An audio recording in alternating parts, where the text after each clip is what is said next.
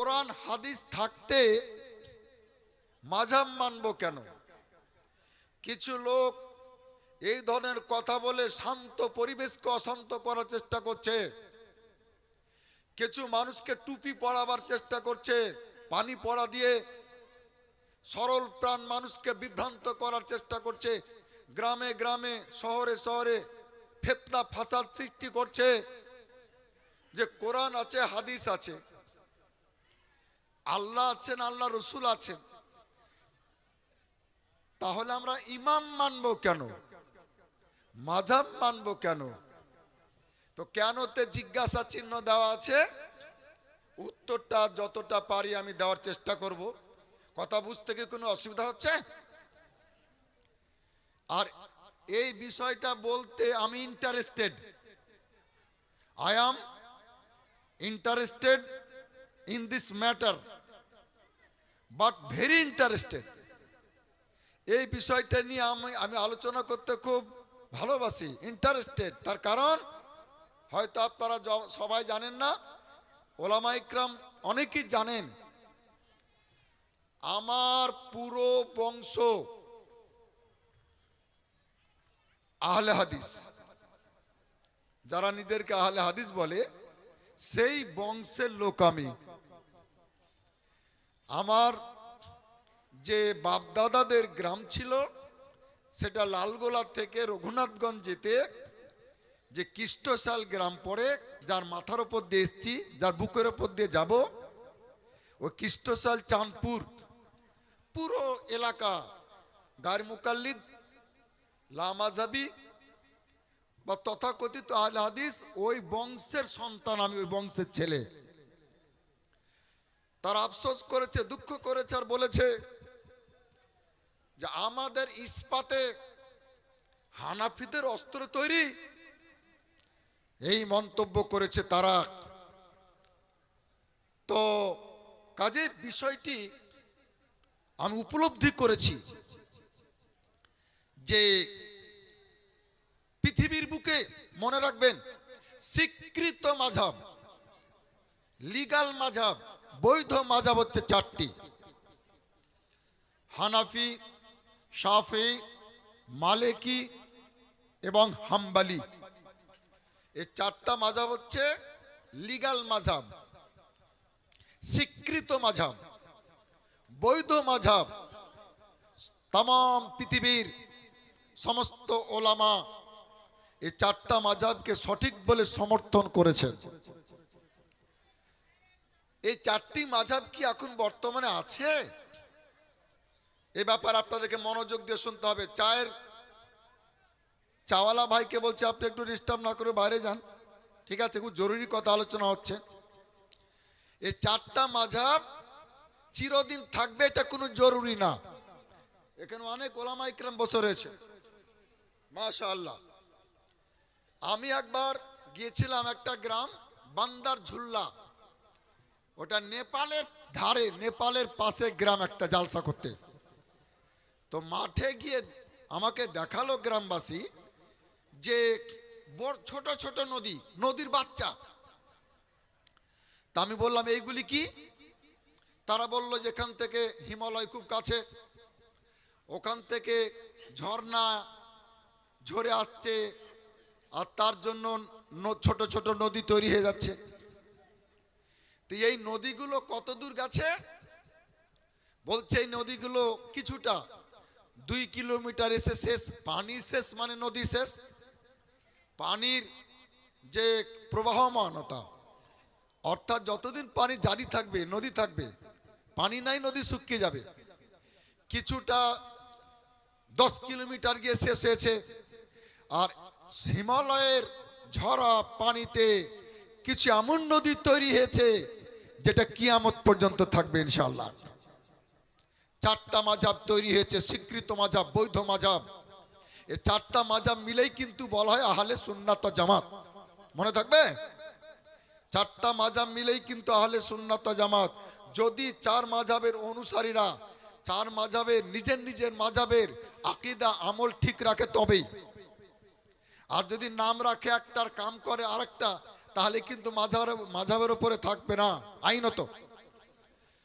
তো মালিকি মাযহাব সত্য সঠিক, কিন্তু কিছু দূর এসে তার সমর্থক আর পাওয়া যায়নি, ওই মাযহাব স্টপ হয়ে গেছে মাঝপথে। হাম্বলি মাযহাব, যে মাযহাবের অনুসারী ছিলেন বিশ্বের পীরের পীর বড় পীর হুজুর গাউসে আজম আব্দুল কাদের জিলানী রাদিয়াল্লাহু তাআলা আনহু, তিনি এই কথা বলেছিলেন যে এই মাযহাবের তুলনামূলক অনুসারী কম, এই মাযহাবটাকে একটু উঠাবার জন্য, উজালা করার জন্য আমি ওই মাযহাবকে অবলম্বন করেছি। তো হাম্বলি মাযহাবেরও অনুসারীগণ আস্তে আস্তে যখন কমে গেল, শেষ হয়ে গেল, সে মাযহাবটা স্টপ হয়ে গেছে, শেষ হয়ে গেছে। এটা মাযহাবের দোষ না, সমর্থক নাই। আপনার পীরের সিলসিলা কতদূর যাবে, কতক্ষণ চলবে, মুরিদ যতক্ষণ থাকবে, খলিফা যতক্ষণ থাকবে, খলিফা শেষ, মুরিদ শেষ, সিলসিলা ওখানে স্টপ হয়ে যাবে। শাফি মাযহাব, শাফি মাযহাব কি পৃথিবীতে আছে? হ্যাঁ, এটা একটু টিম টিম করছে। মোমবাতির মতো কোনো কোনো এলাকায়, ভারতবর্ষে কেরলে কিছু শাফিউল মাসলাক আছে, তারা সুন্নি, তারা শাফি কিয়াম করেন, তারা শাফি নবীর নাম শুনে চুমা দেন, ওই মাযহাবটা আছে, কিছু সমর্থক আছে তার। আর হানাফি মাযহাব শুরু হয়েছে যেখান থেকে আজও নিজের সুবহানাল্লাহ যৌবন কাল নিয়ে পৃথিবীতে টিকে রয়েছে এবং কিয়ামত পর্যন্ত থাকবে, তার সুসংবাদ দেওয়া হয়েছে। হানাফি মাযহাব বর্তমানে পৃথিবীর 85% মানুষ, সুবহানাল্লাহ বলা যাবে না? তাও ফিরে তো আসতে বললেন। আগের সুবহানাল্লাহ হয়েছিল জালসার মতো, আর এটা কনফারেন্স, এটা সম্মেলন। এই মাযহাব কিয়ামত পর্যন্ত চলবে। এই মাযহাবটা হচ্ছে মাযহাবুল আউলিয়া, আউলিয়াদের মাযহাব। তো মাযহাব সম্বন্ধে যাদের ধারণা নাই, তারা বলছে মাযহাব মানবো কেন, ইমাম মানবো কেন? শোনেন মুসলমান ভাইরা, যুবকেরা শোনো, ফেসবুকের ফেক কথাতে ঈমান হারা হবে না, আকীদা হারা হবে না। নিজের মাযহাবকে ত্যাগ করিও না, করিও না, করিও না। ফেসবুকে অনেক ফেক কথাও প্রচার করা হয়, এরা জানেন আপনারা। ইমাম মানবো কেন আমরা, মাযহাব মানবো কেন? একটা ছোট্ট সাধারণ কথা বলি, যে প্রত্যেকটা মুসলমানের গ্রামে মসজিদে একটা করে ইমাম থাকে, থাকে না? আপনাদের গ্রামে ইমাম নাই? আরে এই ইমামকে যদি কোনো সমাজের লোক বলে যে মানবো না, তো গ্রামের লোক ওকে সমাজে রাখবে? বলেন, ওকে মোড়লেরা সর্দারেরা জুতাবে যে ইমাম মানবি না তো তোর জানাজা পড়াবে কে বে, তোর বিটির বিয়ে পড়াবে কে, আকিকার পশু হালাল করবে কে, কুরবানির পশু হালাল করবে কে? ইমাম যদি না মানবি, তো মুসলমান সুস্থ মস্তিষ্কে একটু চিন্তা করুন যে বিশ্বের মুসলমানদের সমাজের ইমামকে না মেনে, না মানলে যদি এঘরা হতে হয়, এই দশা হয়, তো তাম পৃথিবীর বিশ্বের নির্বাচিত 4 মাযহাবের 4 ইমামকে যদি না মানে, তার দশা কি হতে পারে? ও কবরেও জুতা খাবে আর হাসরেও জুতা খাবে, ওই এঘরা থাকবে, এঘরা থাকবে। আমার মুসলমান ভাইরা, ইমাম শব্দটা খুব পবিত্র শব্দ, আরবি শব্দ ইমাম, ইমাম, এবং এটা কোরআন শরীফের শব্দ। এখানে কোরআন শরীফের অভিজ্ঞ ব্যক্তি অনেক আছেন। আমার বাম পাশে আমার বন্ধু বসে আছেন হাফিজ হাবিবুর রহমান, পশ্চিমবঙ্গের ট্যালেন্টেড হাফিজ, বেরেলি পাস করা হাফিজ। আমার বন্ধুদের কাছে ডাকলাম। তো কোরআন শরীফের মধ্যে ইমাম মোট 12টা জায়গাতে এসেছে, 12 জায়গাতে ইমাম শব্দ এসেছে। সুবহানাল্লাহ বলেন। ইমাম মেয়ের খবরদার বেয়াদবি করবেন না, ইমামকে সম্মান করবেন। আমি পবিত্র কোরআন থেকে পাঠ করেছি যে আয়াত, তার তর্জমা এখনই করব। আমি আপনাদের সম্মুখে কোনো মুফতি সাহেবকে, কোনো মাওলানা সাহেবকে যদি জিজ্ঞাসা করা হয় যে হুজুর ইমাম মানবো কেন, তাহলে উনি কি জবাব দিবেন জানেন? প্রথম জবাব শুনেন। কেউ যদি বলে যে ইমাম মানবো কেন,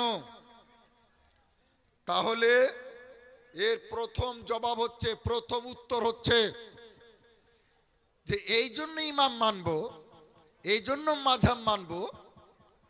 ওরাকে বলে দেবে যে শোনো, কান খুলে শোনো, এই জন্য ইমাম মানবো, এই জন্য মাযহাব মানবো। যে ইমাম মানতে মাযহাব মানতে কোথাও আল্লাহ নিষেধ করেননি, আল্লাহ নবী इमाम मानते मजहब मानते कोताओ निषेध करेंगे। इसकी सबसे बड़ी दलील ये है कि अल्लाह और रसूल ने मना नहीं किया। हमारे उलमा यही सबसे पहले यही जवाब होगा कि जो अल्लाह ने मना नहीं किया, रसूल ने मना नहीं किया, हम इमाम इसलिए मानते हैं। तो इमाम मानते अल्लाह माना करेंनी, ये मोल्ला माना करार के? जी जी जी हक है हजरत, बेशक। ये मोल्ला माना करार के, निषेध करार के। सुनेन मुसलमान भाईरा, আপনাদের মনে রাখতে হবে যে কেউ যদি বলে আপনাদেরকে, আমাদের সামনে আসবে না। কিছুক্ষণ আগে মুফতি আলী হোসেন কাদেরী সাল্লামাও বলছিলেন যে ওদের ধর্মে বুঝে নেবেন, আমি অজু অবস্থাতে কারো নাম নিই না, রেকর্ড আছে, অজু অবস্থাতে আমি কারো নাম নিতেও রাজি না। জি জি জি বেশক, বুঝে নেবেন। ওরা বলেছে যে কালো প্রচলিত কাক খাওয়াও জায়েজ নয়, বরং নেকি, তাই লিখেছে। ওদের বড় মৌলভিতে লিখেছে, বইয়ের মধ্যে লেখা আছে সওয়াব है, কালা কৌয়া খানা সওয়াব है। ওদের হেড মৌলভিতে লিখেছে। তা লিখেছে যখন, তাহলে ওদের সমর্থক খেয়েছে। আর যে মানুষ যে জিনিস খাবে তার প্রভাব তার শরীরে পড়বে, তার বৈশিষ্ট্য, ওই জানোয়ারের বৈশিষ্ট্য তার দেহের মধ্যে তৈরি হয়ে যাবে। কালো কাকের ধর্ম হচ্ছে যে বেগুনের শক্ত জায়গা খান ঠুকরাবে না, নরম জায়গা খান ঠুকরাবে। আমার এক কাকা টমেটো লাগিয়েছিল, আমাকে হচ্ছে ভাতিজা দেখে যাও কাক ঠুকরালছে, তো শক্ত খান ঠুকরায়নি, নরম খান ঠুকরালছে। তো মুফতিদের সামনে ওরা আসবে না, মুনাজিরের সামনে আসবে না, আমাদের মতো আলেমের সামনে আসবে না, ওই নরম ওই খান ঠুকরাবার চেষ্টা করবে, আপনাদেরকে বিভ্রান্ত করার চেষ্টা করবে। ঠিক আছে?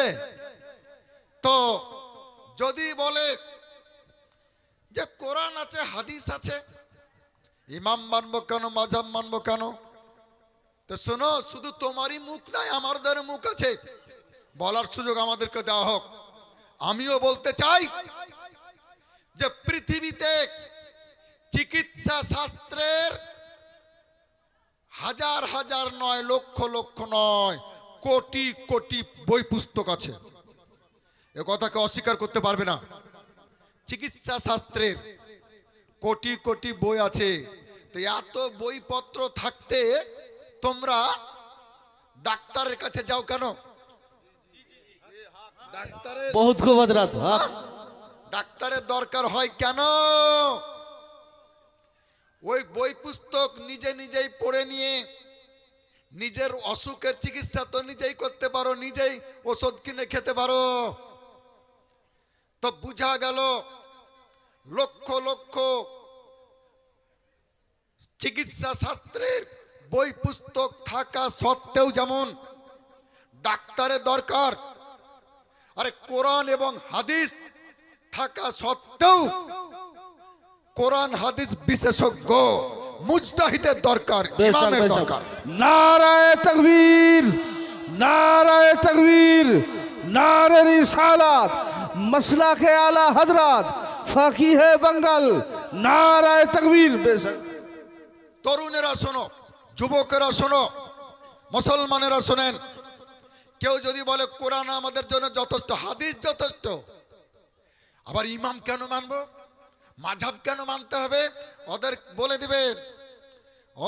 বলে দিবেন যে শোনো, ভারতবর্ষের কথাই বলছি, আইনের শত শত নয় হাজার হাজার বই পুস্তক আছে ভারতীয় আইনের।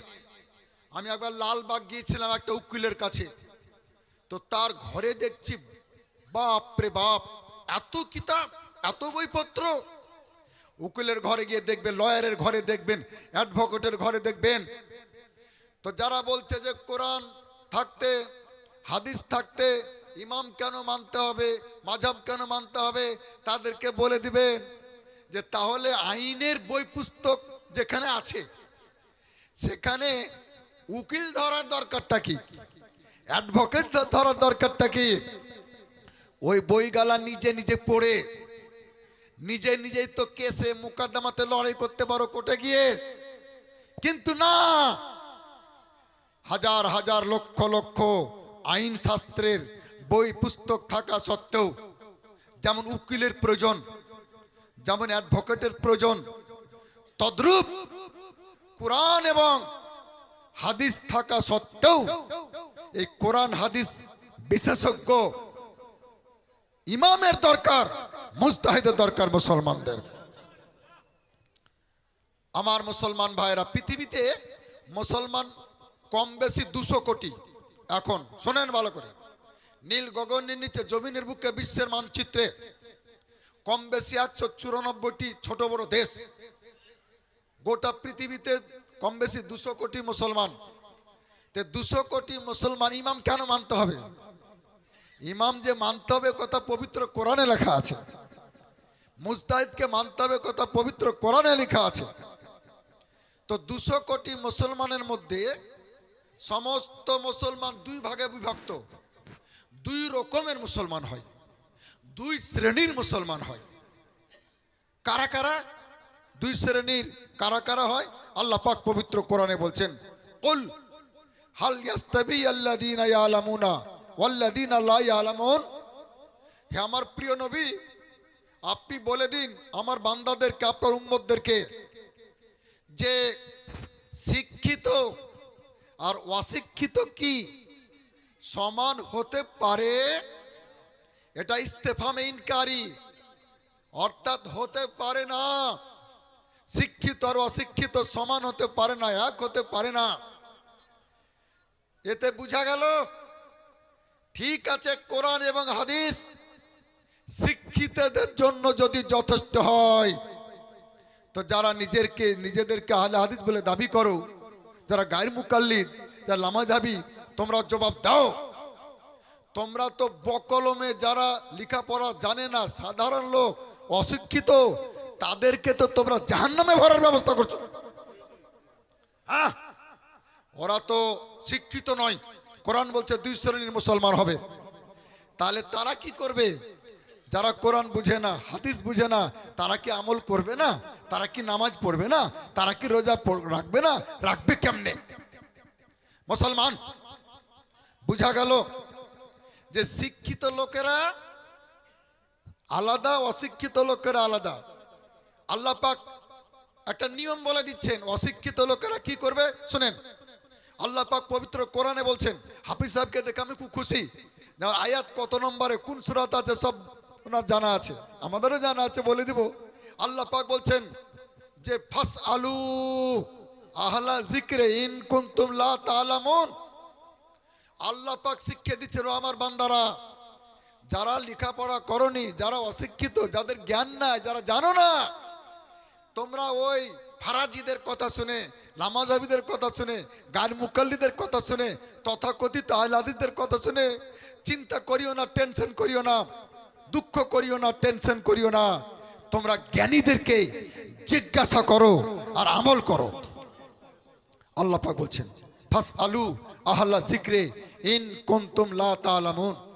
যা তোমরা জানো না, আহলে ইলমদের কাছে, জ্ঞানীদের কাছে জিজ্ঞাসা করে নাও।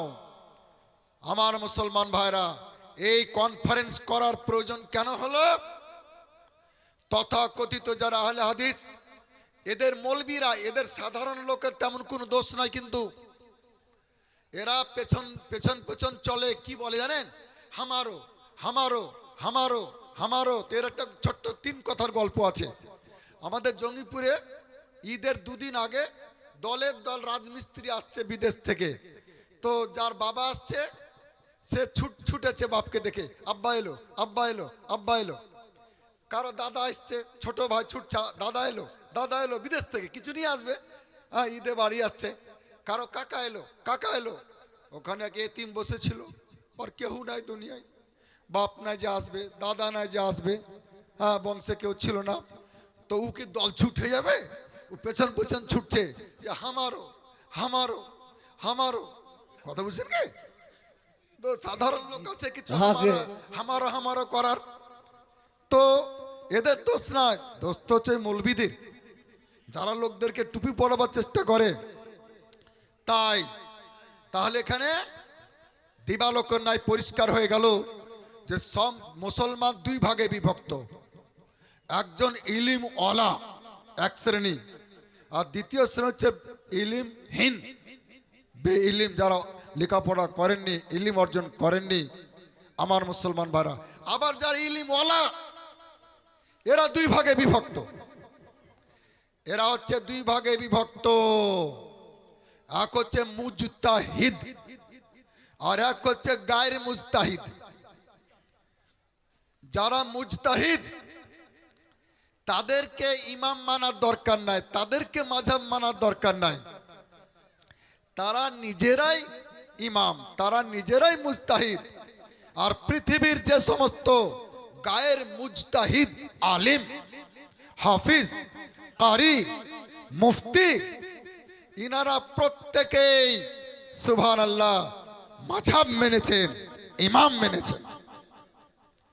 একটা আপনাদের মুখস্থ রাখার মতো কথা বলে দিই, যদি বাংলাদেশের বা ভারতবর্ষের মুর্শিদাবাদের কোন মৌলবি বলে আপনাদেরকে যে তোমরা মাযহাব মানছো কেন, তোমরা ইমাম মানছো কেন, তো একটা যে কথা আপনাদের মনে থাকবে, ধরে রাখতে পারবেন, বলতে পারবেন, এটা শিখিয়ে দিচ্ছি। সব সময় তো কাছে মাওলানা থাকবে না, আলেম থাকবেন না, তখন বলবেন যে তোমরা কি বড় পীর সাহেব থেকে বড় হয়ে গেছো? বড় পীর সাহেব মাযহাব মেনেছেন, ইমাম মেনেছেন, তিনি গায়ের মুকাল্লিদ ছিলেন না, তিনি মুকাল্লিদ ছিলেন। বড় পীর সাহেব লামাযহাবী ছিলেন না, बहुत खूब बेशक। তিনি মাযহাবী ছিলেন। ইমামে রব্বানি মুজাদ্দিদে আল পেসানি রাদিয়াল্লাহু তাআলা আনহু তিনি মাযহাব মেনেছেন, ইমাম মেনেছেন। তোমরা কি উনার চাইতে বড় হয়ে গেছো না বেশি বুঝে গেছো? जी ইমামে রব্বানি গায়ের মুকাল্লিদ ছিলেন না, তিনি মুকাল্লিদ ছিলেন, তিনি লামাযহাবী ছিলেন না, তিনি মাযহাবী ছিলেন, ইমামই ছিলেন। ওদেরকে ধরবেন আর বলবেন যে কতি যাচ্ছি শোন, এখানে আয়, হিন্দাল ওলি, গরিব নওয়াজ, হযরত খ্বাজা মুঈনুদ্দিন চিশতি আজমেরি, हाँ हाँ बेशक তিনি মাযহাব মেনেছেন, जी তিনি ইমাম মেনেছেন। हक है। তিনি গায়ের মুকাল্লিদ ছিলেন না, তিনি লামাযহাবী ছিলেন না। তো উনার চাইতে কি তোমরা বেশি বুঝে গেছো কোরআন হাদিস? ওনার চাইতে তোমাদের বেশি জ্ঞান হয়ে গেছে? আলা হযরত ইমামে আহলে সুন্নাত হুজ্জাত হুজুর হুজ্জাতুল ইসলাম সরকার মুফতি আজম হিন্দ সরকার হুজুর তাজুল শরিয়া, हाय हाय এই बेशक মতো কত শত পীর, সুবহানাল্লাহ। ওলি, গৌস, কুতুব, ইনারা গায়ের মুকাল্লিদ ছিলেন না, লামাযহাবী ছিলেন না, नाराए মুকাল্লিদ ছিলেন। तकबीर नाराए तकबीर नारे रिसालत मसला के आला हजरत नाराए तकबीर नारे रिसालत সুবহান মাশাআল্লাহ। আচ্ছা, আগে আগে চলে আসুন, আপনারা এগিয়ে গিয়ে চলে আসুন। এবার আলহামদুলিল্লাহ এই সভা আগে থেকেই নূরে ভরপুর ছিল, এবার হয়ে গেল নুরুন আলা নূর। অর্থাৎ আজকের जी जी जी সুন্নি হানাফি ঐতিহ্যবাহী ঐতিহাসিক দ্বিতীয় বার্ষিকী কনফারেন্সের মাননীয় সভাপতি পীরে তরিকত রাহবার শরিয়ত হযরত মাওলানা বদরুল ইসলাম মুজাদ্দিদি সাহেব মাদ্দাজিলুল আলী তিনি মঞ্চে এসে উপস্থিত হয়েছে। স্বেচ্ছাসেবক যারা, জালসার যারা, কনফারেন্সের যারা স্বেচ্ছাসেবক, তাদেরকে দুমুঠ খাওয়ার জন্য ডাকা হচ্ছে, কিন্তু আপনারা চেন না। আমি জি। খুব অল্প সময় নিয়ে আছি, বুঝতে পারছেন। আমরা এখন 15-র মধ্যে পড়ছি, মানে বুড়া হয়নি, 60-র পরে বুড়ো বলছে, এখন 55 বছর বয়স চলছে। তাছাড়া দুয়া নেওয়ার জন্য এসছি আমরা। আর দু চারটি কথা বলি যে তারা আপনাদেরকে ধোঁকা দেওয়ার জন্য উদ্দেশ্য প্রণোদিত ভাবে একটা কথা বলবে যে প্রিয় নবীর 1,24,000 কম বেশি সাহাবা ইকরাম, বিশ্ব নবীর শিষ্যগণ, তারা মাঝাব মানেননি কেন, তারা ইমাম মানেননি কেন, তারা বলবে। তাদের তো ইমাম ছিল না, তাদের তো মাঝাব ছিল না। একেই বলে যে সঠিক কথা বলেও কখনো কখনো মানুষকে ধোকা দেয়। জি জি হক হ্যাঁ। তার একটা ছোট্ট উদাহরণ আমি ওই টাউনে দেখতে পাই, বিভিন্ন জায়গায় দেখতে পাই, লেখা আছে 2 মিনিটে ছবি তোলা হয়। না, 2 মিনিটে তোলা হয়ে যেতে পারে, কিন্তু দেওয়া হবে না। হ্যাঁ, ওই তুলতে ক্যামেরাতে 2 মিনিট লাগতে পারে, জি। কিন্তু আপনার যেতে, বসতে, অপেক্ষা করতে, তুলতে আর বের করতে, কাটতে কমপক্ষে 20 মিনিট লেগে যাবে। জি জি এরকম কিছু চমক লাগা কথা আছে। শোনেন, মুনাজারাতে কেন আসে না মুফতি আলী হোসেন কাদরি পরিষ্কার করে দিয়েছে। বহুদিন থেকে মনে করেন বসে আছি, হ্যাঁ, যে মুনাজারা হয় না কেন, মুখ সুরসুর করছে। জি বিশ্বাস করেন, কথা বলার জন্য বেশক, বহুদিন বেশক, থেকে সুবহান। হয়নি। হয়েছে একটা মুনাজারা হওয়ার দরকার ছিল, ভাবছিলাম পাকুড়ে হবে, হ্যাঁ, তো ওখানে বাপ আসেনি, বাচ্চাকে পাঠিয়েছে। জি জি হ্যাঁ, বাপও খুব চালাক, যে ঘুরমুড়ি তোর ওপরই পড়ুক, তোর ওপর দিয়ে যাক মুসিবত, আমরা দূরেই থাকি। তো মুনাজার আর হলো না। শুনেন, 1,24,000 বিশ্ব নবীর শিষ্য যারা সরাসরি দয়ার নবী মুস্তফাকে দেখেছেন, তাদেরকে মাঝাব মানতেই হবে না। তাদের মাঝাব মানার দরকার ছিল না, তাদের জন্য ইমামের মানার দরকার ছিল না। এই যে 4 ইমাম, এইরকম এই ধরনের ইমাম মাঝাব তাদের দরকার ছিল না। এই মাথা মোটা দল, হুঁস মোটারা বুঝে না কেন দরকার ছিল না। শোনো জগৎবাসী, ভারতবাসী, বাংলাদেশবাসী, শোনো, দরিয়ার ধারে যাদের জমি, সমুদ্রের ধারে যাদের জমি, তাদেরকে ওখানে পানি দেওয়ার জন্য আলাদা শ্যালো বসাতে হয় না, ডিপ বসাতে হয় না, দমকল ফিট করতে হয় না। একটা দুন লাগিয়ে, আমাদের জঙ্গিপুরে দুন বলতো, লম্বা টিনের কালো তৈরি করা বেঁকা পানি তোলা, দরিয়ার পানি দিয়েই তারা জমি চাষবাস করে নেবে, সমুদ্রের পানি থেকে চাষবাস করে নেবে। দরিয়ার ধারেই যাদের জমি, তাদের পাইপের দরকার হবে না, লম্বা বড় লম্বা পাইপের দরকার হবে না।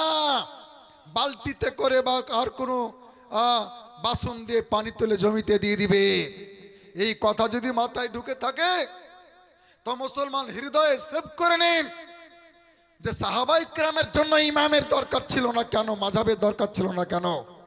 তারা তাদের ইমানের জমি, তাদের ইমানের ভূমি ছিল রহমতের দরিয়া, দয়ার নবীর পাশেই ছিল। তাদের সরাসরি কোনো প্রয়োজন হলে ইমানের কথা, আকীদার কথা, আমলের কথা দয়ার নবীকে সরাসরি তারা জিজ্ঞাসা করে নিতেন।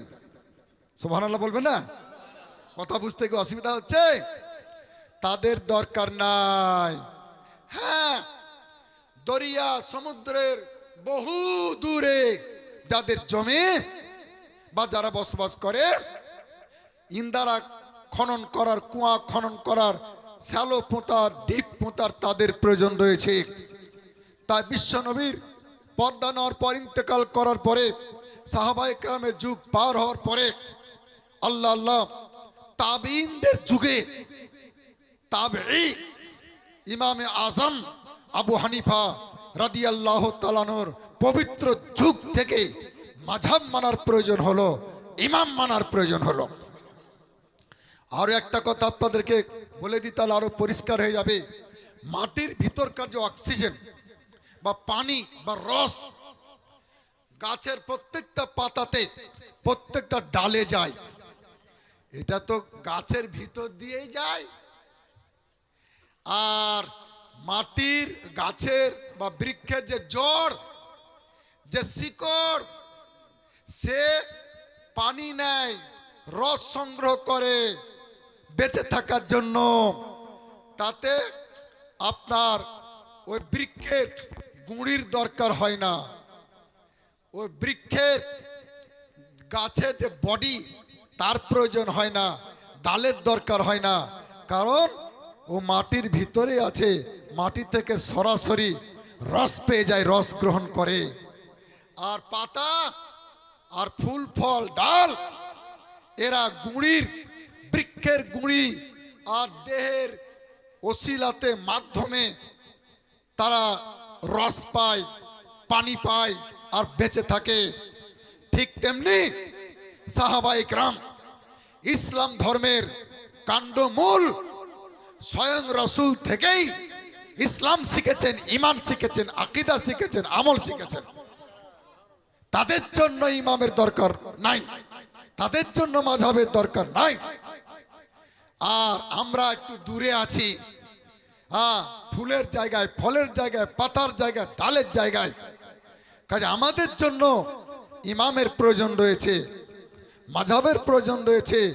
আরে মাযহাব যদি না মানে, আজকে সময়, সম্মেলনের সময় খুব কম, সাধারণ লোক এত বড় বিপদে পড়বে, এত মুসিবতে পড়বে যে বিপদ থেকে উদ্ধার হওয়া কঠিন হবে, মুশকিল হবে। এ ব্যাপারে অন্যদিন আরো বিস্তারিত আলোচনা হবে। আপনাদের একটা কথা বলি, গায়র মুকাল্লিদ, লা মাযহাবি, এই শব্দ দুটো হচ্ছে দোষণীয় শব্দ। আর মাযহাবি, মুকাল্লিদ, এটা হচ্ছে গুণের শব্দ, ভালো শব্দ। এর জন্য আমাদেরকে যদি কেউ মুকাল্লিদ বলে তা আমরা খুশি হই, তাই না? আমরা আনন্দিত হই।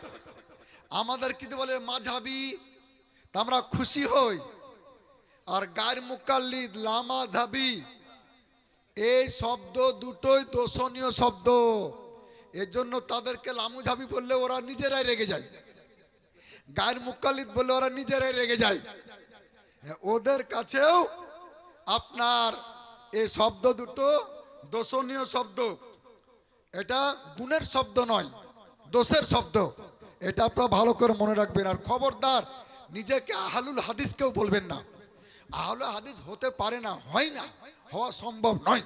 আমি আহলুল হাদিসের বংশ হয়ে, বংশের লোক হয়ে আমি বুঝেছি, আহলুল হাদিস এটা হচ্ছে একটা বিশেষ বিষয়ের বিশেষজ্ঞ ব্যক্তিদেরকে বলা হয়। হাদিস বিশারদ পণ্ডিত যারা, তাদেরকে আহলে হাদিস বলা হয়।